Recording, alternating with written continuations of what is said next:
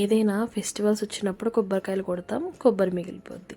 నార్మల్గా ఎప్పుడైనా పచ్చి కొబ్బరి మిగిలినప్పుడు దాంతో ఏం చేయాలా అని చెప్పేసి ఆలోచిస్తూ ఉంటాం కదా.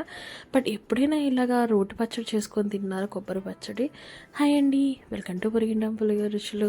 నేను ఈరోజు మనకి శివరాత్రి వచ్చేసిందంటే ఖచ్చితంగా కొబ్బరికాయలు ఉంటాయి, పచ్చి కొబ్బరి ఉండనే ఉంటుంది కదా. బట్ ఎందుకండి ఆ కొబ్బరి చిప్పలు వేస్ట్ చేయడం, లేదంటే ఇంకోటి ఏదో చేసుకోవడం. సింపుల్గా చాలా అంటే చాలా మా ఇంట్లో ఒక షో టాపర్ అయినటువంటి కొబ్బరి పచ్చడి చూపించబోతున్నాను. ఈ పచ్చడి చేసిన రోజైతే మా ఇంట్లో అన్నం అస్సలకి మిగలదండి, ఇంకా 2 ముద్దలు ఎక్కువే తింటారు. అలానే చేసిన ఒక్క రోజుకి అయిపోద్ది, అంత బాగుంటుందంటే నమ్మండి. సో అలాంటి పచ్చడిని సింపుల్గా ఎలా చేసుకోవాలో చూసేద్దామా. మరి ఇంకెందుకంటే ఆలస్యం, లైక్ చేయండి, సబ్స్క్రైబ్ చేసుకొని మన ఫ్యామిలీకి వచ్చేసేయండి. Let's go. దీనికోసం ముందుగా మనము ఒక 200 గ్రాముల పచ్చిమిర్చి తీసుకోవాలండి. నీట్గా వాష్ చేసి తీసుకోండి. అలానే నేను ఇక్కడ హాఫ్ చిప్ప కొబ్బరి తీసుకున్నాను, పెద్ద చిప్ప అండి ఇది. ఇది ఆల్మోస్ట్ నాకు 200 గ్రామ్స్ వచ్చింది కొబ్బరి మట్టికాను, పైన చిప్ప లేకుండా. అలానే ఒక 40 గ్రాముల చింతపండు తీసుకున్నాను. ఒకవేళ కొలతలు కాకుండా జస్ట్ చేత్తో మెజర్ చేసుకుంటే మటుకు ఇది ఒక పెద్ద సైజు నిమ్మకాయ ఉంటుంది కదా, ఆ సైజు ఉంటుందండి. మీడియం సైజు, కొద్దిగా పెద్దగా ఉన్న సైజు. అలానే కరివేపాకు కూడా తీసుకున్నాను. ఇప్పుడు వచ్చేసి మనము పోపు కోసం వచ్చేసి ఇక్కడ పోపు దినుసులు తీసుకోవాలి. ఒక 2 ఎండుమిరపకాయలు, ఒక 2-3 స్పూన్ల పచ్చనగపప్పు ఎంత వేసుకున్నా కానీ తినేటప్పుడు పంటికి తగిలితే చాలా టేస్ట్ బాగుంటుందండి. అలానే ఒక 10-15 వరకు వెల్లుల్లి రెబ్బలు, అలానే ఇంగువ ఒక 2 చిటికెళ్ళు కావాలి. ఇక్కడ నేను కొబ్బరిని కొట్టేసి మొత్తం కూడా చిన్న చిన్న ముక్కలు చేసుకున్నాను. చింతపండు వచ్చేసి ముందుగానే కొద్దిగా వాటర్ వేసేసి ఒకసారి ఇట్లా కడిగేసేసుకునేసి ఒక 5 నిమిషాలు నానపెట్టుకుంటే సరిపోదండి. కొద్దిగా సాఫ్ట్ అయితే సరిపోద్ది, మరీ ఎక్కువ నానాల్సిన అవసరం అయితే లేదు. ఓకేనా. అలానే ఉప్పు వచ్చేసి నేను ఇక్కడ ఒక ఫుల్ స్పూన్ తీసుకున్నానండి.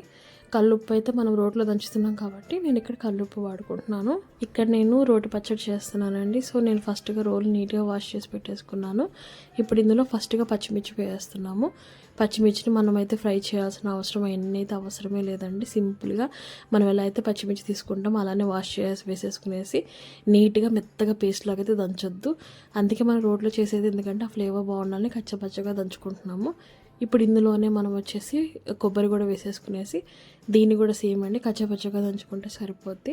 మరి మెత్తగా పేస్ట్ లాగైతే చేయాల్సిన అవసరమే లేదు. ఓకేనా. మనం సగం రోటి పచ్చడిలో వచ్చేసి టేస్ట్ అంతా కూడా మనం ఈ బరకగా దంచుకున్నప్పుడు మంచి ఫ్లేవర్ ఉంటుంది. ఇలా ఈ కన్సిస్టెన్సీ వచ్చినప్పుడు సాల్ట్ యాడ్ చేసుకునేసి మళ్ళీ ఒకసారి దంచేసుకోవాలండి. ఇలా మొత్తం దంచుకున్న తర్వాత వచ్చేసి మనము ఇలాగ నేను చూపిస్తున్నాను కదా, ఈ టెక్స్చర్ వచ్చినప్పుడు ఏంటంటే మనం వచ్చేసి ఇప్పుడు ఇందులో చింతపండు నానబెట్టాం కదా, ఆ చింతపండు వాటర్ లేకుండా ఫస్ట్ చింతపండు మట్టుకి వేసేసేయండి. డైరెక్ట్గా వేసేసి ఆ చింతపండుని కూడా బాగా దంచేసేసుకోండి. అలానే ఇప్పుడు ఆనియన్ కూడా యాడ్ చేసుకోవాలి. మనం రోట్లో దంచుతున్నాం కాబట్టి ముక్కలు చేయాల్సిన అవసరం లేదు, మనం దంచేటప్పుడే అది ఆటోమేటిక్గా మెదిగిపోద్ది. సో ఇప్పుడు ఇలాగ మొత్తం కూడా వేసేసుకున్న తర్వాత ఒకసారి ఇది కూడా మనము దంచేసేసుకునేసి బరక.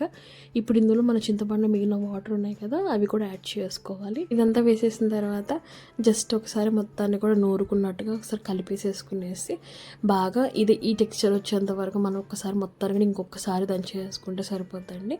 ఇంకా మనము ఈ టెక్స్చర్ రాగానే ఇంక తీసేసుకుంటే సరిపోద్ది. ఇప్పుడే మనకు తినేటప్పుడు పచ్చళ్ళు ఆ కొబ్బరి, పచ్చిమిర్చి, ఆనియన్ అన్నీ తగులుతూ కూడా మంచి ఫ్లేవర్ ఉంటుందండి. సో ఇంకా దీన్ని మనము పోపు పెట్టేసుకుందాము. దీనికోసం ముందుగా ఒక ప్యాన్ తీసుకొని అందులో ఆయిల్ యాడ్ చేసుకోవాలి. ఆయిల్ కాగాక పోపు దినుసులు వేసేసుకునేసి కాస్త చిటపటమన్నాక ఇందులోనే పచ్చనగపప్పు కూడా యాడ్ చేసుకోవాలి. పచ్చనగపప్పు కూడా ఒకసారి కలుపుకుంటూ మనం మధ్యలో ఈ పైన వచ్చే బబుల్స్ అంతా కూడా కొద్దిగా సగానికి తగ్గిపోయేంత వరకు మనం వీటిని ఫ్రై చేసుకోవాలండి. సో అలా మధ్యలో కలుపుకోవాలి. మన రెగ్యులర్ వ్యూవర్స్ అయితే తెలిసి ఉంటుందండి. ఆల్రెడీ బ్యాక్గ్రౌండ్ అయితే మంది కాదు, నేను ఊర్లో ఉన్నాను. సో కొద్దిగా అడ్జస్ట్ అవ్వండి, ఎందుకంటే మనం పొయ్యి మీద పెట్టావు కాబట్టి ఈ పెనమయ్యవన్నీ కూడా అలా అవుతూ ఉంటాయి బ్లాక్గా. సో ఇలాగా పచ్చనగపప్పు వేగిన వెంటనే ఎండుమిరపకాయలు, అలానే కచ్చపచ్చగా దంచుకున్న వెల్లుల్లిపాయలు కూడా వేసేసుకునేసి కరివేపాకు కూడా వేసేసుకొని ఒక్కసారి కలుపుకునేసి ఇప్పుడు ఇందులోని ఇంగువ కూడా వేసుకోవాలండి. ఒక 2 చిటికలు ఇంగువ కూడా వేసేసుకొని ఒక్కసారి కలిపేసేసుకునేసి మనము ముందుగా దంచి పెట్టుకున్న పచ్చడి ఇందులో యాడ్ చేసుకోవాలి. పచ్చడి వేసేసిన తర్వాత ఒకసారి జాగ్రత్తగా మొత్తం కూడా బాగా కలిపేసేసుకోవాలండి. ఇలాగా మొత్తాన్ని కూడా కలిపేసేసిన తర్వాత మనం దీన్ని ఇంకా వాటర్ అయితే యాడ్ చేయాల్సిన అవసరం లేదండి. ఈ పచ్చడి కొద్దిగా అనుకనుగానే ఉంటుంది, అంటే గట్టిగానే ఉంటుంది. బట్ తినేటప్పుడైతే మన కొబ్బరి రైస్ ఇవన్నీ కూడా దీని ముందు దిగదడిపే. సో కాసేపు ఇలాగా ఒక 5 మినిట్స్ కనుక మనం వేడికి ఉంచేసేసుకునేసి ఇంకా ఫ్లేమ్ ఆఫ్ చేసుకుంటే మన పచ్చడి అయితే రెడీ అయిపోయినట్టేను. సో అంతే అండి, మన కొబ్బరి రోటి పచ్చడి అయితే రెడీ అయిపోయింది. ఈ శివరాత్రికి కనుక మిగిలిన కొబ్బరి చిప్పలు ఉంటే మటుకు వెంటనే ట్రై చేసేయండి, లేదా ఎప్పుడైనా కొబ్బరి ఉన్నప్పుడైతే మస్ట్ ట్రై పచ్చడి అని చెప్తాను. మన ఇంట్లో అయితే ఈ పచ్చడి చేసిన 1-2 రోజులు అయితే ఈవెన్ ఏ కూర కానీ ఏమున్నా కూడా అంత రోజులు ఉంచరండి, అంత బాగుంటుంది ఫ్లేవర్ అయితే మటుకు. ఆ కమ్మదనము, ఆ మంచి ఫ్లేవర్, ఆ కొబ్బరిలో ఉన్న టేస్ట్ ఏదో కొబ్బరి రైస్ తింటున్నంత ఇంకా ఎక్కువగానే ఉంటుందండి. రోట్లో దంచిన పచ్చడి కాబట్టి ఇంకా ఫ్లేవర్ బాగుంటుంది. మీరు ఇదే ప్రాసెస్ మిక్సీలో కూడా వేస్ట్ చేసేసుకోవచ్చు, బట్ కచ్చపచ్చగా చేసుకోవడానికి ట్రై చేయండి. సో అంతే అండి, మీరు కూడా ట్రై చేసేయండి. లైక్ చేయండి, షేర్ చేయండి, సబ్స్క్రైబ్ చేసుకొని మన ఫ్యామిలీలోకి వచ్చేసేయండి. త్వరలోనే 500 సబ్స్క్రైబర్స్కి రీచ్ అవుతాము. బాయ్.